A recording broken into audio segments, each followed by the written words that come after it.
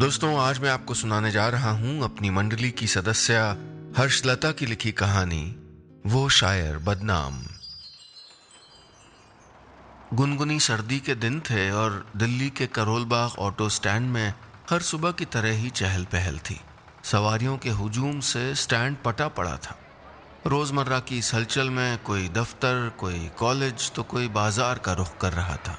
सवारियों और ऑटो वालों की रोज की तरह किराए को लेकर मोलतोल जारी थी। मगर इस बेहद मसरूफ वक्त में एक ऐसा ऑटो भी था जिसे किसी भी सवारी का इंतजार नहीं था। पूरे माहौल की गहमा गहमी को भूलकर फिलहाल उस ऑटो के मालिक मंसूर का ध्यान एक स्टिकर पे जा टिका था जो सुबह ही किसी ने उनके ऑटो पे ला चिपकाया था। बुलबुल उड़ी पंजाब से, जा बैठी कश्मीर, अब के बिछड़े कब मिले ये जाने तकदीर। वैसे ये दर्द भरी शायरी से दमकता हुआ स्टिकर लगाने वाला यकीनन कोई न कोई उनके रोजाना के ऑटो स्टैंड का साथी ही रहा होगा। भला उनके आशिकाना अंदाज और उस पर पड़ती मार से कौन वाकिफ नहीं था। शायरी के शौकीन मंसूर की उम्र भले ही लगभग 45 की हो गई थी, मगर कुंवारे और आशिक मिजाज मंसूर का दिल अब भी बिल्कुल जवान था। सुबह सवेरे जब ऑटो स्टैंड में सवारियां ले जाने के लिए ऑटो वालों का आपस में पुरजोर कंपटीशन रहता तो मंसूर मियाँ सवारी की चाल ढाल और नए नक्श देख कर ही कहीं जाने की हामी भरते। शायद इस हसरत से कि खुदा की बनाई इस बड़ी कायनात में कोई तो दिलरुबा उनके दिल का हाल उनकी शायरी के जरिए समझेगी और आकर उनके साथ मोहब्बत के नगमे गुनगुनाएगी। पर कसम खुदा की, मियाँ की इस आरजू के पूरा होने में न जाने कितने नामचीन शायरों के कलाम हलाल होते और नतीजा रहता सिर्फ सिफर। उनके इस मिजाज की खिल्ली उड़ाते हुए यार दोस्त जब भी उनकी खिंचाई करते तो नेवर गिव अप स्टाइल में मंसूर जवाब में कहते, फसले बहार आएगी इस अंजुमन में भी, भाभी जान कह के बोलिएगा उनसे आप भी। इतना कह के वो अपनी चमचमाती ऑटो में बैठ के उसकी छत में खोस के रखी हुई अपनी पसंदीदा शेरो शायरी की किताब निकालते और फिर पीछे की सीट पे आधी लेटी मुद्रा में अपने पैर आगे की ओर टिकाकर हाल दिल के कलाम दोहराते। मंसूर के जहन में तैरते सपनों को कुछ रोज पहले पंख लग गए जब एक हसीना पायल छनकाती हुई उनके ऑटो के पास आ खड़ी हुई। मोहतरमा के मीठे से सुर में पूछे गए सवाल का जवाब तो मंसूर कब से हाँ में लिए बैठे थे, तो बिना कोई पल जाया किए हुए बोले, जी बिल्कुल ले चलेंगे। इतना सुनते ही हसीना लपक के फिर ऑटो के अंदर थी। अपने रियर व्यू मिरर में उनके मासूम चेहरे को देखकर मंसूर मियाँ ने न जाने क्या क्या ख्वाब बुन डाले। अभी वो अपनी ड्राइविंग सीट पर बैठे बैठे इस मौके के माफिक किसी शेर को याद कर ही रहे थे कि पीछे से खनकती हुई आवाज में कोई बुदबुदाया, हमको लगता है आप भी शायरी का शौक रखते हैं। पीछे मुड़ के मंसूर ने देखा तो हसीना उनकी ऑटो में ऊपर छत में खोसी हुई किताब हाथ में लेके उसके पन्ने उलट पलट कर रही थी और हौले हौले से मुस्कुरा रही थी। किसी ने इतने प्यार से मंसूर मियाँ के शौक को आज से पहले तवज्जो दी होती तो कसम खुदा की वो सभी नामचीन शायरों से जन्नत जाके तालीम लेके जमीन पे लौट आने वाले पहले शागिर्द कहलाते। हसीना के ऑब्जर्वेशन पे अपनी दबी मुस्कुराहट समेटते हुए बोले, जी रखते तो हैं और कभी कभार कुछ अर्ज भी कर लेते हैं। वैसे इसी इलाके में ऑटो चलाते हैं हम, आप जब चाहें हम आपका लाना ले जाना कर सकते हैं।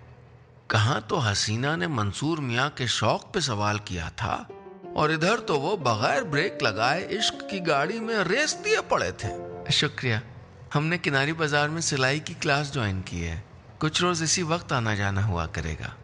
बस ये कहते हुए वो अपनी जुल्फें झटकते हुए मंसूर मियाँ की आंखों से ओझल हो गईं। इधर वो गली में गायब हुई, उधर जादुई चिराग वाले जिन्न की तरह दिल में प्रकट हो गईं। मन ही मन आज मंसूर बड़े खुश थे। आखिर वो शायद पहली ही थीं जिन्होंने उनकी शायरी की किताब के पन्ने मुस्कुराते हुए पलटे थे। उस रोज शाम को ऑटो स्टैंड के चाय वाले अड्डे पे मारे खुशी के सीना चौड़ा करते हुए मंसूर ने जो एंट्री मारी वो साथी ऑटो वालों को कॉम्प्लेक्स देने के लिए काफी थी। जल्द ही रोशन होने को है ये वीराना, मेल खाते हैं किसी से हमारे मिजाज शायराना।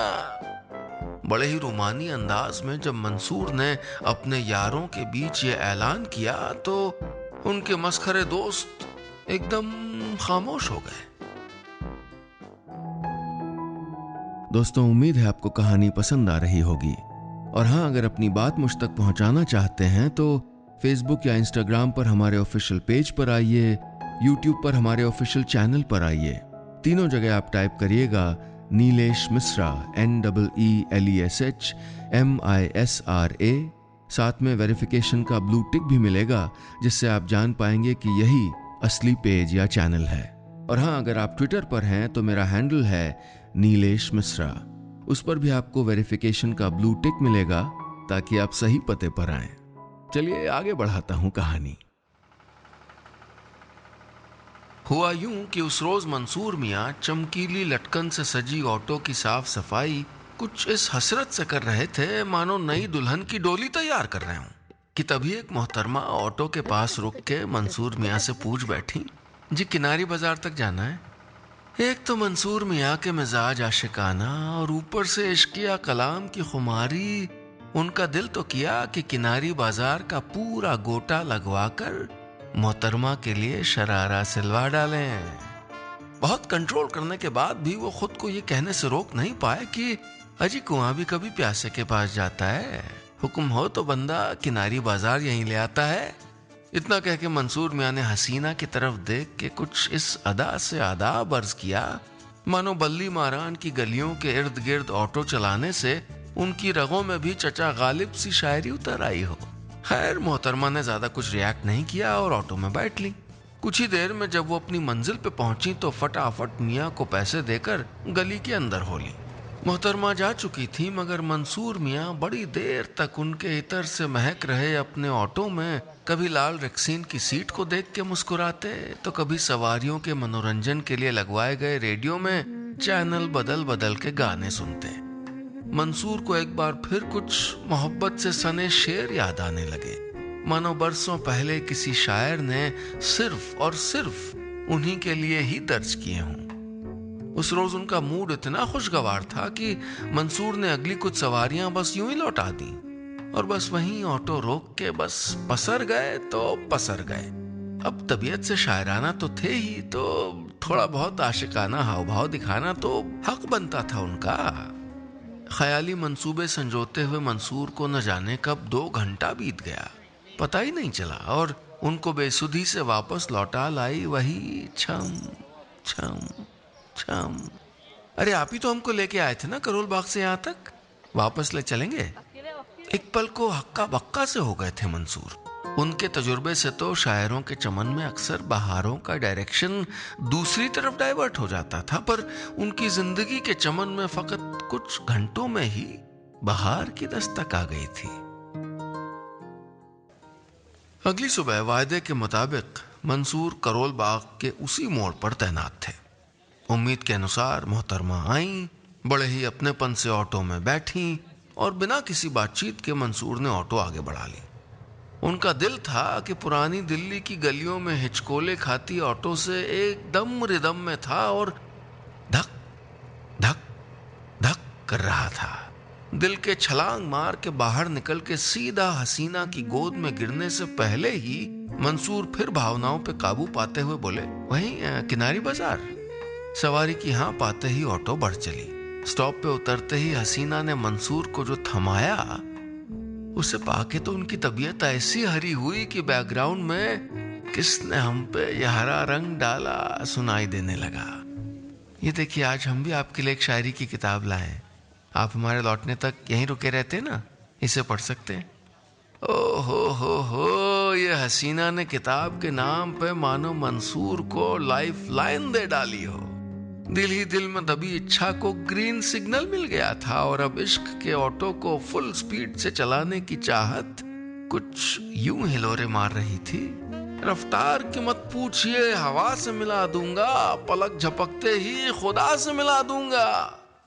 लगभग हफ्ता भर बीत चला था और मामले में तरक्की ये थी कि मंसूर की शेरो शायरी अब नूरानी हो चली थी। वो इसलिए नहीं कि मोहब्बत का इजहार और इकरार हो चुका हो, वो सिर्फ इसलिए कि गए हफ्ते में मंसूर ने उनका नाम जो पता कर लिया था, नूरी। और तो और मंसूर मियाँ के दिल के सूखे पर उस दिन तो एहसास की बारिश हो गई जब नूरी ने हौले से उनसे कहा, आपके ऑटो में बड़ा महफूज सा लगता है। और ये कहते कहते शीरे वाली सिवई का डब्बा मंसूर को पकड़ा दिया। वो दरअसल भतीजे की सालगिरह थी कल। आप बताइएगा कि बनाने वाले के हाथों में कैसा जायका है। उफ, अब नूरी क्या पूछती। कभी चाशनी में डूबे शेर, कभी जर्दे वाली सिवई। नूरी के इन प्यार भरे नजरानों ने तो मंसूर के दिल की गाड़ी के ब्रेक ही फेल कर डाले थे। अपने प्रेम की नैया को पार लगाने का पूरा इरादा कर चुके मंसूर ने अगली सुबह नूरी से काम की बात पूछ डाली। वैसे आपका सिलाई का कोर्स कितने दिनों का है? मंसूर मन ही मन तय कर चुके थे कि इधर नूरी की क्लास खत्म होगी और उधर वो एक चमचमाती हुई सिलाई मशीन खरीद के नूरी को गिफ्ट कर देंगे और फिर उनके निकाह के बाद उनके आगे होने वाले बच्चों के कपड़े उस मशीन में सिया करेंगी। जी, सलवार सूट की कटिंग तो हम सीख गए हैं, अब ब्लाउज के डिजाइन बाकी हैं। अगले एक हफ्ते में पूरा हो जाएगा। मंसूर मियाँ की बेकरारी एकदम शबाब पे थी और वो दिल थामे सिलाई का कोर्स खत्म होने की राह देखने लगे। कैलेंडर में अगले 7 दिन में 7 क्रॉस लगाकर जैसे तैसे नूरी की क्लास का आखिरी दिन भी आ गया। उस रोज मियाँ तो घर से तय करके निकले ही थे कि नूरी से उसके घर का पता पूछ के अगले ही दिन उनके वालिद से निकाह की बात करने चले जाएंगे। इससे पहले नूरी ऑटो से उतरती, मंसूर मियाँ ने गला साफ करते हुए आखिरकार बहुत ही हिम्मत से उनसे कहना शुरू कर दिया। असल में हम ये जानना चाह रहे थे कि अगर आपको कोई एतराज ना हो तो आप हमें अपने घर का पता भी बता सकती हैं। मंसूर की बात पे नूरी बगैर एक भी पल खोए हुए बोली, उफ अल्लाह, आप यकीन नहीं करेंगे, आज हम आपसे एकदम यही बताने वाले थे। जी, हमारे घर का पता। आप तशरीफ लाइए ना, हम भी आपको किसी से मिलवाना चाहते हैं। ये कहते कहते नूरी ने फटाफट एक कागज में अपने घर का पता लिखकर मंसूर को थमा दिया। पता पाकर मियाँ ऐसे मगरूर हुए जा रहे थे मानो बॉलीवुड में बेस्ट रोमांटिक एक्टर के खिताब से नवाजे गए हों। उस रोज तो ऑटो स्टैंड के किसी भी यार दोस्त से पूरी तरह लोहा लेने को तैयार थे मंसूर, बस कोई कुछ कह के तो देखता। अपने जिगरी ऑटो वाले से मंसूर ने ऑटो स्टैंड पर चाय पीते पीते ऐलान भी कर दिया, बस अब दावत खाने की तैयारी करो लल्लन, जल्द ही खास जर्दे वाली सवैयां खिलवाएंगे तुमको। लल्लन और उनकी यारों की टोली जो अब तक मंसूर और उनकी प्रेमिका को लेकर बस अटकलें लगाती थी, मियाँ के इस ऐलान से जैसे सांप सूंघे पड़ी थी। फिर वो मुबारक सुबह भी आई जब मंसूर को नूरी के घर जाना था। रात से ही दसियों बार चमका के साफ की गई ऑटो में एक बार फिर मंसूर ने झाइन फेरा। नजराने के तौर पे शायरी की एक नई किताब भी रंगीन कागज में लपेट के रख ली थी। कुछ ही देर में मंसूर नूरी के दरवाजे के बाहर खड़े थे। आदाब, आइए आइए। नूरी ने उनका स्वागत करते हुए उनको घर के अंदर आने को कहा तो किसी तरह अपनी नर्वसनेस को घटकते हुए मंसूर आंगन में रखी बेंत की कुर्सी पे जा विराजे। बगैर वक्त जाया करते हुए नूरी ने उनको अपने पिता से भी मिलवा डाला। कुछ औपचारिक बातों के बाद गला साफ करते हुए मंसूर ने कहना शुरू किया, वो जी बात दरअसल ये है कि हम हम आपसे कहना ये चाह रहे हैं कि काफ़ी बरस हो गए हमको अकेले रहते रहते, और अब अगर कोई हम ख्याल मिल जाए तो। अभी मंसूर बात पूरी कर भी नहीं पाए थे कि नूरी जो चाय की ट्रे लिए चली आ रही थी वो कहने लगी, देखा अब्बू, बेहद शरीफ है मंसूर साहब, हम पिछले 1 महीने से इनके साथ आ जा रहे हैं और हाँ, इनके शौक भी एकदम मेल खाते हैं। नूरी की बात सुन के मंसूर मियाँ मन ही मन फूल के कुप्पा हुए जा रहे थे। मंद मंद मुस्कुराते हुए जब नूरी को शीरे वाली सेवई परोसते हुए देखा तो कहे बिना रह नहीं पाए। बहुत शानदार जायका था, आपने तो बिना कहे ही दावत का इंतजाम कर दिया। ये सुनते ही नूरी के अब्बू और नूरी ने एक दूसरे को देखा, मुस्कुराए और लगभग एक साथ बोले, बस अब फैसला आप दोनों के हाथ है। अब्बू और नूरी के इशारे को समझ के मंसूर पीछे की ओर मुड़े ही थे तो देखा कोई मोहतरमा उनको आदाब पेश कर रही थी। मियाँ, ये हमारी छोटी बहन और नूरी की फूफी शबाना, इन्हीं से आपका तारुफ करवाना था। आपकी शायरी की तो ये कायल हो ही चुकी हैं और इनके हाथ का जायका आपने पास कर रखा है। अब आप दोनों अगर चाहें तो। वक्त अपनी चाल खेल चुका था। कहानी के एकदम क्लाइमैक्स में पहुंचकर जो आखिरी सीन में मंसूर के साथ गुगली हो गई थी, उससे उबरने का हल नहीं सूझ रहा था उनको। इस सदमे से उबरने के लिए कुछ दिनों सोचने की मोहलत लेकर अपने ऑटो स्टैंड वापस लौट चुके थे। मंसूर के दिल के चमन में एक बार फिर पतझड़ की दस्तक देखकर उनके जिगरी दोस्त लल्लन ने भी उनकी ऑटो में एक दिल फरेब शेर चस्पा कर मियाँ के इश्क को श्रद्धांजलि दे ही डाली। कीचड़ में पैर डालोगे धोना पड़ेगा, सवारी से दिल लगाओगे रोना पड़ेगा। दोस्तों, कहानी खत्म, पैसा हजम। और हमारे इस YouTube चैनल को सब्सक्राइब जरूर करिएगा। सब्सक्राइब का बटन दबाइए और एक घंटी का जो निशान दिख रहा है ना, उस पर जरूर क्लिक करिए ताकि जब भी मैं नई कहानी सुनाऊं आप तक ईमेल में तुरंत पहुंच जाए।